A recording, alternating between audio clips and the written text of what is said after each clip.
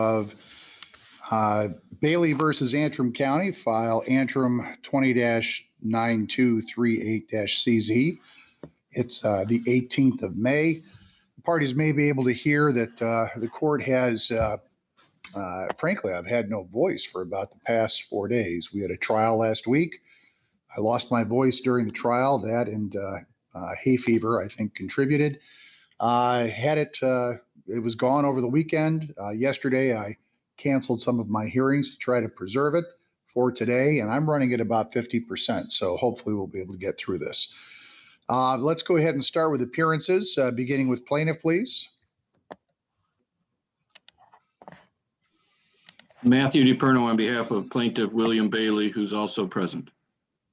All right, thank you both. And let's go to defense, beginning with Antrim County. Alan Vanderlaan on behalf of Antrim County, Your Honor. Good afternoon. All right, thank you. Good afternoon. And on behalf of the Secretary of State. Good afternoon, Your Honor. Eric Grill, Assistant Attorney General on behalf of Secretary Benson. All right, thank you. We have, pardon me, several matters that have been set for hearing today.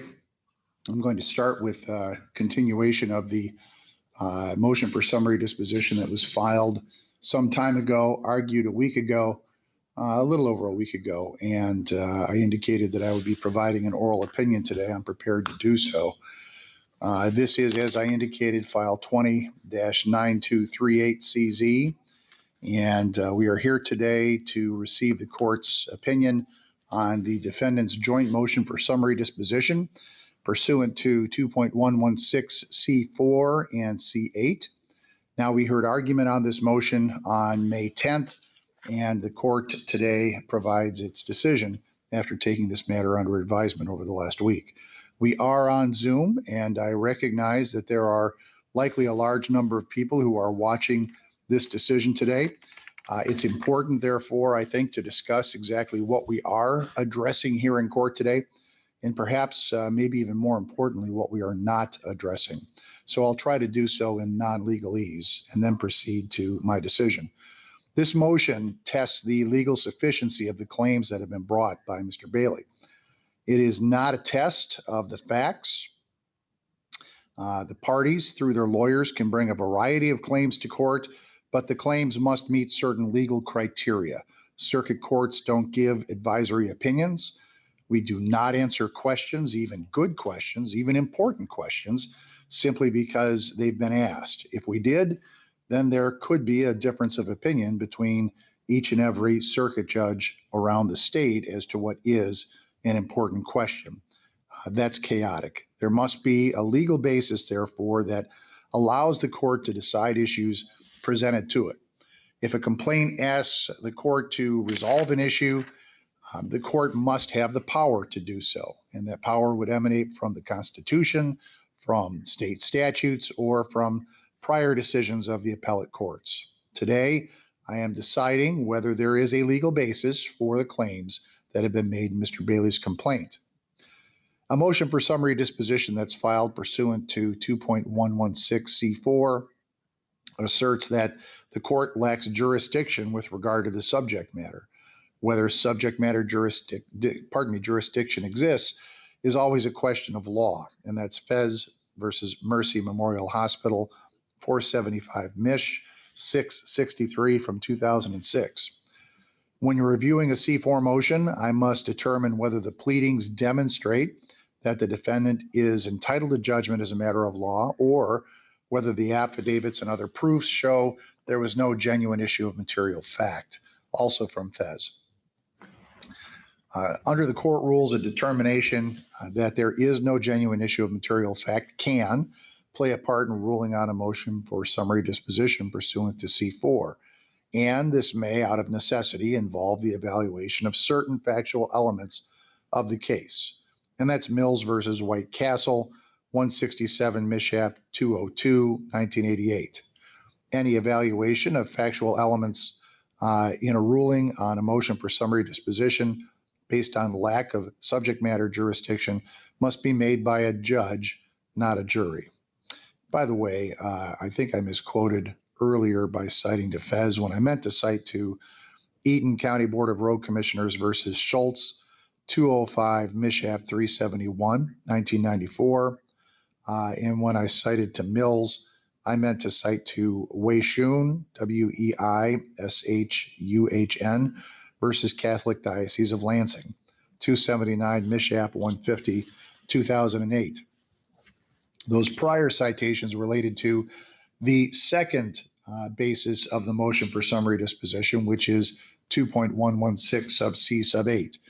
That section of our court rules is with regard to failure to state a claim upon which relief can be granted, and it tests the legal sufficiency of a claim. And that is Speak versus Department of Transportation, 456 Mish 331, 1998. Only the legal basis of a complaint is examined, and that would be Fez. The factual allegations from the complaint in looking at a C8 motion are accepted as true, along with any inferences that can be reasonably and fairly drawn therefrom. Also from Fez, unless the claim is so clearly unenforceable as a matter of law that no factual development could justify recovery, these motions should typically be denied. And that is Mills versus White Castle.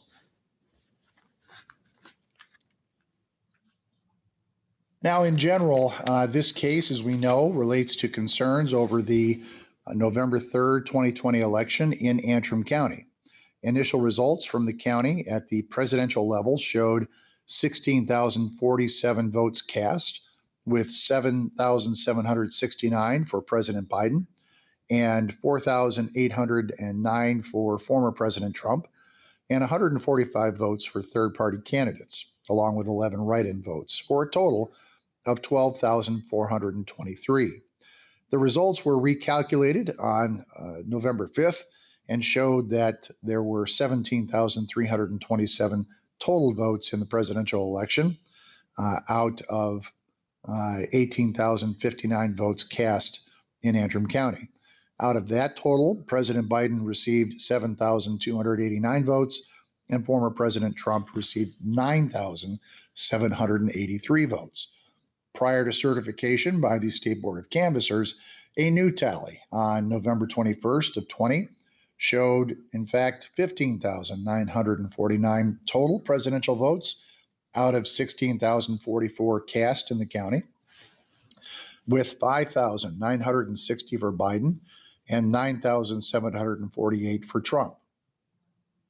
These numbers are laid out in the figure at item 1 on page 2 of the plaintiff's brief and response. These discrepancies showed up in several down ballot races as well throughout Antrim County. Now, the county clerk has advised throughout the pendency of this matter that the problem with the reporting of Antrim County's results was due to a failure to update certain software on all precinct tabulators when a late change was made to 2 of the township ballots in the county. On the date of the State Board of Canvassers' certification of Michigan's election results, that being November 23rd of 20, the plaintiff filed the instant action. The Bailey complaint consists of 6 counts against Antrim County. The first is a claim under Article 2, Section 4, Sub 1, Sub H of the 1963 Constitution. It is the audit provision of that section. And item 2 is with regard to the purity of elections clause under Article 2, Section 4, Sub 2 of that Constitution. Count 3 relates to violation of Article 1, Section 2, that is Michigan's equal protection clause in the Michigan Constitution. Item 4 is a statutory claim pursuant to MCL 168.861. Item 5 is a statutory claim again under MCL 600.4545. And lastly, there's a statutory claim at item 6 pursuant to 168.7655 sub 5. Now, importantly, the plaintiff asks for the following relief. First, that a forensic imaging of precinct tabulators associated with the November 3rd, 2020 election be taken, and further, that there be a nonpartisan audit regarding the November 3rd, 2020 general election. Further, he asked for a protective order to preserve evidence and such other relief as is equitable and just, which is a catch-all provision made in almost every civil lawsuit in this county and probably in this state. As indicated, these claims were made against the defendant, Antrim County.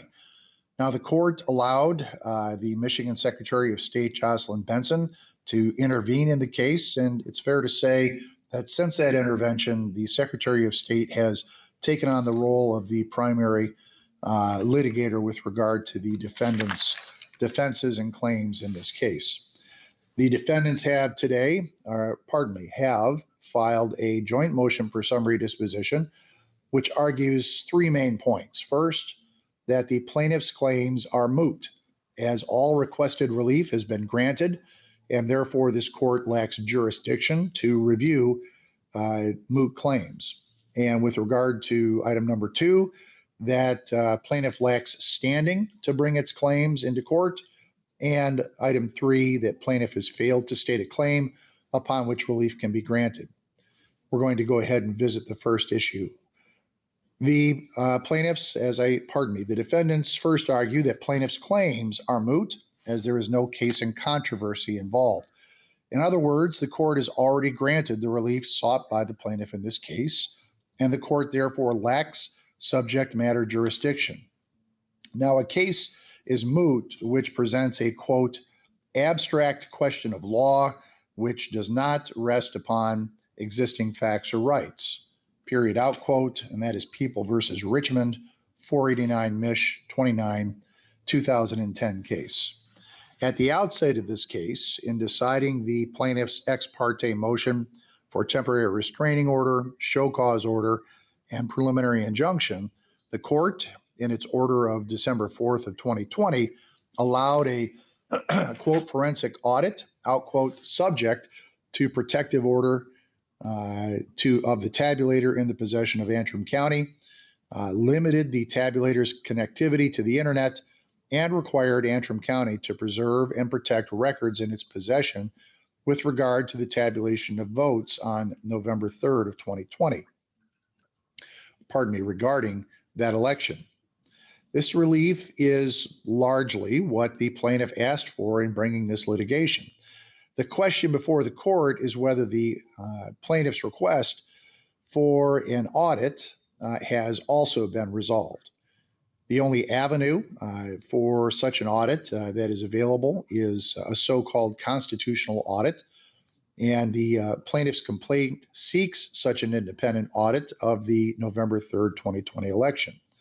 The people initiated Proposition 3 of 2018, which amended the 1963 Constitution at Article 2, Section 4 to guarantee, quote, every citizen of the United States who is an elector qualified to vote in Michigan, the right to have the results of statewide elections audited in such a manner as prescribed by law to ensure the accuracy and integrity of elections. This language has not been fully reviewed by any appellate court in this state, although it has come up in the trial courts.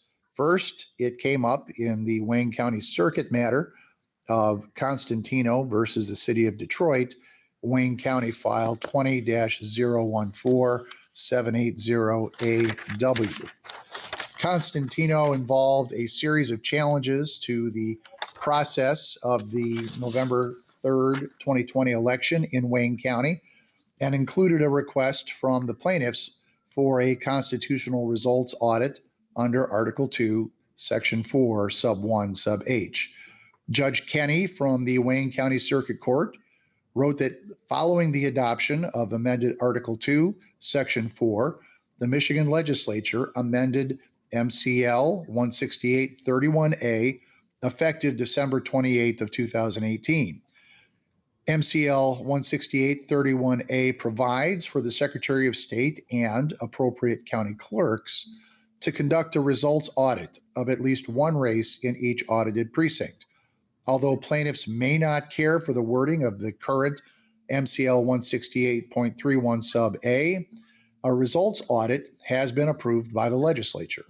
Any amendment to MCL 168.31A is a question for the voice of the people through the legislature rather than action by the court, out quote. The Court of Appeals denied leave, as did the Michigan Supreme Court, to review Judge Kenny's decision. In the order denying leave, there were several comments that were of note. First, Justice Viviano's dissent argues that the Supreme Court should hear the nature of the right to an audit pursuant to Article 2, Section 4, Sub 1, Sub A. Justice Zara, joined by now retired Justice Markman, in concurring with the order, notes that the Constantino plaintiffs, quote, raised important constitutional issues regarding the precise scope of Article 2, Section 4, Sub 1, Sub H, and its interplay with MCL 168.31A and other election laws, out quote. The Supreme Court's order the Supreme Court's order recognizes that a minority of the court at the time had concerns with the scope of Article 2, Section 4, Sub 1, Sub H, but is not precedential and is not binding authority on this court's review. Another trial court, the Court of Claims, the Court of Appeals acting as the Court of Claims in the matter of Janetsky versus Benson, file 20-0216-MM, per Judge Christopher Murray, addressed the Allegan County Clerk's request for declaratory relief regarding an Article 2, Section 4, Sub 1, Sub H audit to evaluate the process of reviewing signatures on absentee ballots from the general election in November of 2020. In reviewing the language of the article, Judge Murray focuses on a citizen's right to audit results of statewide elections in a manner provided by law. Both Janetsky and Benson acknowledged that Article 2, Section 4, Sub 1, Sub H audit or an audit under that section did take place or was about to take place following the November 3rd, 2020 general election. The legislature, using authority set forth in Article 2, Section 4, did adopt MCL 168.31A, which at Sub 2 gives the Secretary of State the authority to, quote, prescribe procedures for election audits, out quote, under this constitutional section. Judge Murray, for the Court of Claims, found that plaintiff Janetsky had, quote, no support in the statute for plaintiffs to demand that an audit cover the subject of their choosing or to dictate the manner in which an audit is conducted. MCL 168.31A, Sub 2, leaves that to the Secretary of State, out quote. In our matter, Mr. Bailey argues that no audit took place. The Secretary of State did perform two relevant reviews, however. The first is a hand recount of the Antrim County presidential votes, which occurred on or about December 15th of 2020. The defendant, Secretary of State, admitted in oral argument, however, that this hand recount was not an audit pursuant to the power given to the Secretary of State under 168.31A Sub 2. Rather, the defendants point to the statewide election audit discussed in the Court of Claims as their 168.31 subway audit, a process outlined in press releases dated 2/12 of 21 and 3/2 of 21 from the Secretary of State in their argument on this motion. The plaintiff argues these releases wouldn't be admissible as they're hearsay, but the court believes that the records would likely be admissible pursuant to 803 Sub 8 as public records or be introduced pursuant to direct evidence from one of the state actors in this case. There is therefore evidence of an audit conducted pursuant to 168.31A. To be clear, that audit is not what the plaintiff would have liked, as indeed the audit in Janetsky was not what the Allegan County Clerk would have liked. However, it did occur, and it appears to have been done so pursuant to authority set forth in 168.31A. I do find Judge Murray's analysis regarding the availability of an Article 2, Section 4, Sub 1, Sub H audit beyond the Secretary of State's audit pursuant to 168.31A to be persuasive. There is no right, either in the constitutional section or the statute, for the independent audit that Mr. Bailey seeks. A petitioner under Article 2, Section 4 does not get to choose his own audit criteria. Rather, the legislature has given that authority pursuant to Article 2, Section 4, 1H of review to the Secretary of State. So while a citizen may seek to audit the results of a statewide election, it must do so according to the law. That law provides for performance of the audit by the Secretary of State. There is no other relief available to the plaintiff on this point. As the plaintiffs have either received all of the requested relief from this court or are not entitled to the relief requested as a matter of law, pursuant to my previous discussion, the plaintiff's claims are in fact moot. Granting judgment to plaintiff on its claims would have no practical legal effect, as the audit available under Article 2, Section 4, 1H has already been done. There is no reason to do it twice. As the plaintiff has no additional relief available, there is no need to review the remaining counts that it has brought. The plaintiff's claims in this case are moot. No additional relief is available, and therefore no claim has been stated. Summary disposition is granted to the plaintiffs as to plaintiff's complaint under 2.116 sub C sub 4. As an aside, the court would note that at its core, this case has involved from the beginning something that we all learned to do in kindergarten, and that is count. We've, over time, and perhaps with good reason, in the conduct of our elections, taken this very simple function and made it into a complex and often computerized exercise. By deciding this motion, the court is not saying that there were no problems in the way that Antrim County conducted its November 2020 elections. The clerk has admitted that there were challenges and problems in the elections, although the hand count ultimately of the presidential election showed results largely consistent with the canvass totals that were entered by the state and reported by the county. Nor am I saying that the processing of election data here wasn't corrupted or corruptible. I don't have the facts to make that determination. The plaintiff's reports and the news of the day, including a computer hack recently of a main petrol fuel pipeline on the East Coast, might well suggest that this is something that policymakers should be looking into in the future.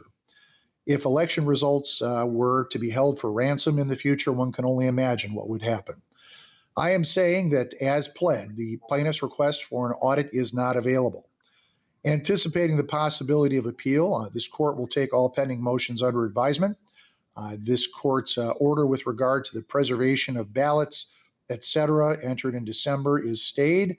I will need an order from Mr. Grill as to my decision today for the reasons that have been stated on the record. All right, thank you all very much, and good luck going forward on this case. Thank you, Your Honor.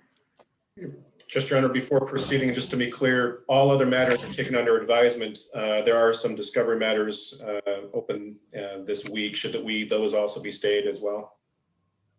Yes, it's my anticipation that all matters will be stayed pending. We'll see what the parties wish to do with regard to appeal, but pending the possibility of appeal. Okay. All right, thank you all.